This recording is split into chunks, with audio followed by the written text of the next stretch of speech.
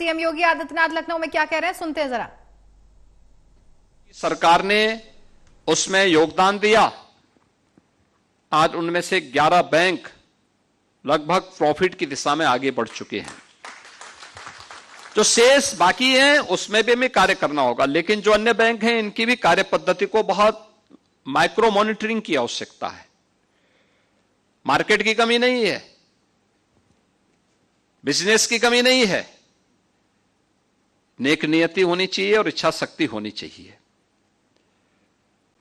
उसमें से बिजनेस कैसे आगे बढ़ सकता है, इसके बहुत अच्छे उदाहरण आपके यहां वीसी सखी हो सकती है, बैंकिंग कॉरेस्पॉन्डेंट सखी। हम लोगों ने गांव गांव में बैंकिंग सुविधा उपलब्ध करवाने के लिए कोविड कालखंड में यहां पर जो टीम मेरे साथ उस समय टीम 9 बनी हुई थी, उस टीम के समय में हम लोगों ने इस कार्यक्रम को आगे बढ़ाया था। उनकी ट्रेनिंग करवाई गई और आज 56,000 वीसी सखी उत्तर प्रदेश के अंदर गांव गांव में जाकर के सफलतापूर्वक बैंकों के सभी प्रकार के लेन देन के कार्यक्रम को आगे बढ़ाने का काम कर रही है। ये वीसी सखी एक आदर्श उदाहरण है। और पहले लोग मेरे पास आते थे इस बारे में कहने के लिए, इस बारे में लोगों की शिकायत होती थी, कहते साहब हमारे यहां बैंक इतनी दूर है, 5 किलोमीटर दूर है, 7 किलोमीटर दूर है, एक बैंक खुलवा देते, एक पत्र लिखवा देते। हम लोग भी बैंकों से कहते थे कि भाई हमारे प्रदेश में थोड़ा बैंक की शाखा बढ़ाइए, ये बढ़ी भी, लेकिन बैंक की शाखा बढ़ाने भर से नहीं, आखिर उसके लिए उनका इंफ्रास्ट्रक्चर पे भी पैसा खर्च होता है, उतना मैन पावर चाहिए और उतना बिजनेस नहीं हुआ तो फिर कैसे चलेगा। लेकिन आज मैं कह सकता हूं वीसी सखी आने के बाद बैंक की शाखा लोग लगभग भूल ही गए हैं, लेकिन फिर भी मैंने सहकारिता विभाग से इस बारे में कहा है हम इसके एक मैपिंग कराएं पूरे प्रदेश भर की, जहां पे बैंक की शाखा की आवश्यकता है प्रदेश के विकास के लिए, प्रदेश की कृषि की, किसानों अन्नदाता किसानों की दृष्टि से। और उत्तर प्रदेश तो एमएसएमई का सबसे बड़ा बेस देश के अंदर रखता है, इसके लिए भी इसकी बड़ी भूमिका हो सकती है।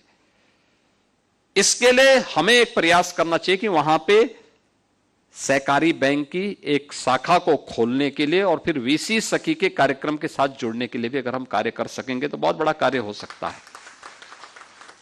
तो पहले चरण में हम इसको करें, फिर देखें कि जो बैंक हमारे मौजूदा स्तर पर चल रहे हैं इन बैंक्स को हम कैसे आगे बढ़ा सकते, ये बैंक अच्छे ढंग से प्रॉफिट कमाए।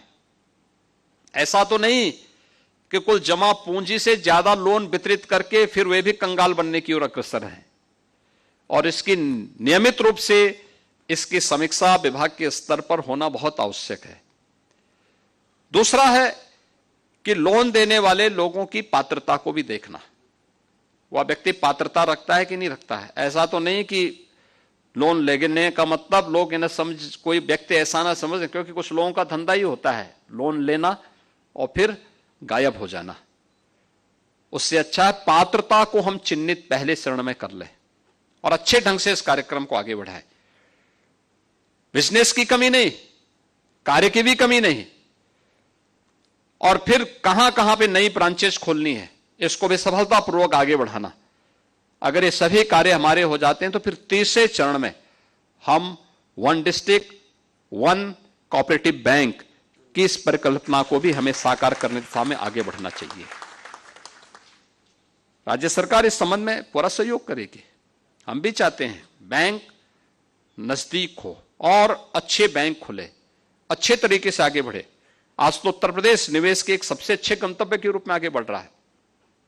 हमारा 1 डिस्ट्रिक्ट 1 प्रोडक्ट का कार्यक्रम देश के अंदर छा गया है। आज आत्मनिर्भरता के लक्ष्य के लिए प्रधानमंत्री जी भी इस बात को कहते हैं कि आत्मनिर्भरता के लक्ष्य को प्राप्त करना है तो हमें लोकल फॉर ग्लोबल के बारे में विचार करना होगा, इसकी दिशा से कार्य करना होगा। इसमें एमएसएमई विभाग के द्वारा भी जो कार्य प्रारंभ हुए हैं अपने लोकल प्रोडक्ट के लिए, उनकी पैकेजिंग के लिए, उनकी डिजाइनिंग के लिए, उनकी मार्केटिंग के लिए एक बड़े अभियान को आगे बढ़ाया जा रहा है। उत्तर प्रदेश में पैकेजिंग इंस्टीट्यूट खुल रहा है, all India institute of packaging का की स्थापना उत्तर प्रदेश के लखनऊ में हो रही है। डिजाइनिंग इंस्टीट्यूट की स्थापना हो रही है। अन्य तमाम नए तरीके से इसको आगे बढ़ाने का कार्य हो रहा है। एक नई होड़ लगी है कि हम भी लोकल प्रोडक्ट को आगे बढ़ाने में मदद करें, योगदान दें, और मुझे लगता है कि ये सभी एक साथ मिलकर के आगे बढ़ सकता है। बहुत अच्छा कार्यक्रम इसके माध्यम से हम आगे बढ़ा सकते हैं। ये इस प्रक्रिया के साथ अगर हम जुड़ते हैं तो यह